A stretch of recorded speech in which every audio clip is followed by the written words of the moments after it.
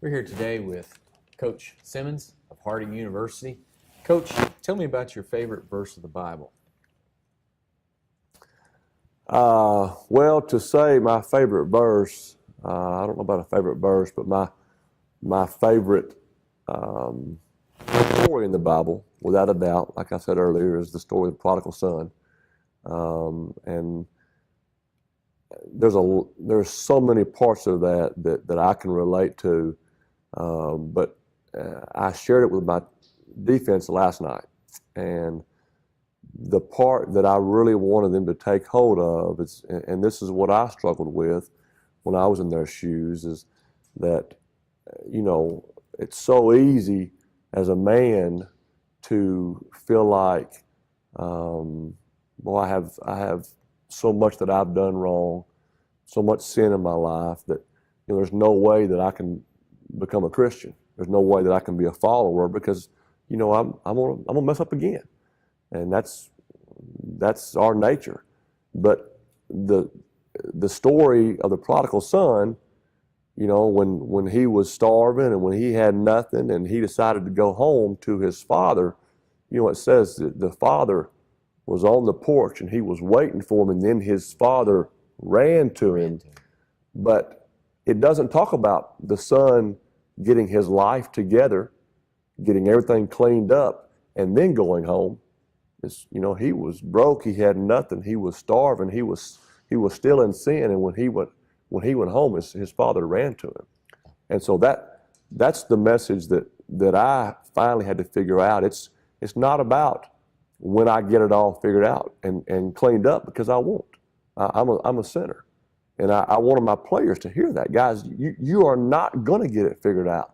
You're not ever going to live a sinless life. But God's going to run to you anyway when you turn and you go home. And I think because of the guilt that is in our life, because of the guilt that the lies that the devil tells us, we have such a hard time reconciling the message of God pursuing us and seeking after us even when we're in sin. And so, as a guy that has made lots of mistakes in my life, that is the story that I think is the story of the Bible, and that I love and that I want my players to hear.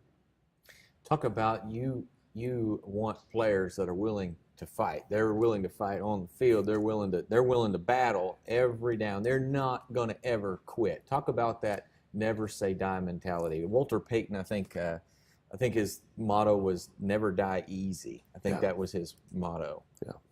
Well, when I played football, I had some success, but very little of that success was based on physical tools. I was not a tremendous athlete, but I was able to play and have some success based on passion, based on loving the game, based on being a guy that embraced the battle, and that is what's more important to me than anything about the kind of guys that I recruit, the kind of guys that I want to play for me. And if I don't see that in a guy, he can't come play here. When I call a coach and I'm recruiting, the very first question that I will ask of a coach is, I will say, Coach, does he love to play? Is he passionate? Is he eat up with playing football? Can he do without it? I've had a family sit in my office and say, Coach, we're really trying to decide if college football is what we want to do. He's considering just really focusing on his academics. Well, if I hear that, that's the end of the story. It's over. Because if I think that young man if he can do without football, I don't want to coach him. I want somebody that absolutely loves it. And then later in the conversation, we're going to talk about character, about accountability. But then we're going to talk about, does he have a warrior spirit? Is he a guy that loves the tough stuff? Is he a guy that loves the tough games?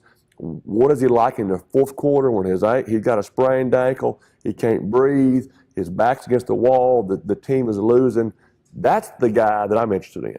I'm not interested in the first quarter guy, because lots of young men are really good in week one or in quarter one.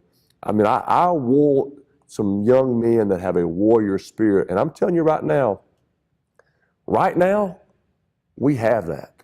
I mean, we have some guys that will compete, that care, that are passionate, that are dying to be in a struggle.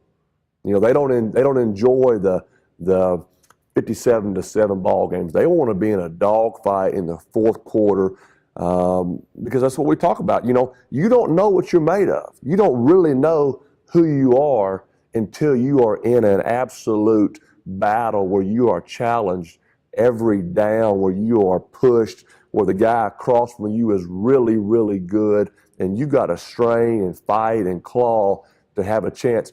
That's when you know who you are. That's when you find out. And that was the message before the game Saturday. I said, guys, I'm not talking about winning or losing. I'm talking about what are you going to do right now when you are being called to rise up, you are challenged, you are walking on somebody else's field. This is a very, very talented team. What I want to know is when this thing is over, when it's all said and done, did you battle? Did you compete? Did you give it up for the guy beside you? Did you lay it all out there? That's all I care about. And when I'm saying that and I'm looking in their eyes, I know without a doubt they know exactly what I mean. They want that. They embrace that. And, you know, if a guy doesn't have a warrior spirit, I'm telling you, he will not fit in this locker room. And I love that, and we want to continue to build that. One final question, Coach. You mentioned the guy who can't do without football, and you mentioned academics, but I know from this program, from this school, that academics is incredibly important to you, this accountability, the character. A guy comes in and he says, boy, he said, I just want to focus on football. That's what I'm about. And you find out he's not doing well in the classroom. What's your reaction?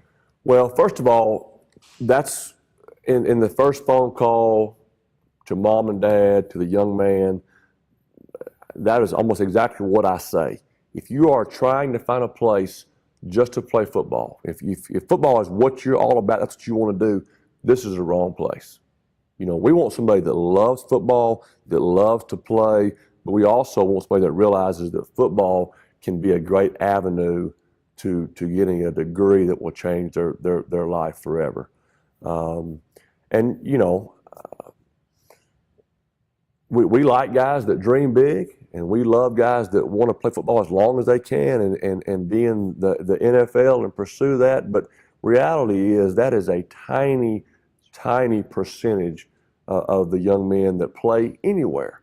And so when they put that above their academics, then things obviously are way out of balance. And I think that we have taken more serious steps this year than any other year in the past. Right now, with our freshman class, and with anybody of our former students that have a cumulative 2.5 or below, you know, we have a zero tolerance policy in the classroom as far as missing class. Even if a teacher allows 3 skips, if a young man misses a class, then we get together at 5 in the morning. They run 5 miles, because you know, if they come here and they kill it on the football field, but if they leave without a degree, boy, then they failed, we failed, and they have missed the boat. And that's a heartbreaking deal, because occasionally that happens. Occasionally somebody comes and values football above all else, and they leave without a degree, and you know, they just missed a fantastic opportunity to really change their future and the future of their family. So, Coach, thank you for your time. Thank you for your time with us today of Spirituality in Sports. God bless you, Coach, and good luck on the rest of the season. Thank you very much.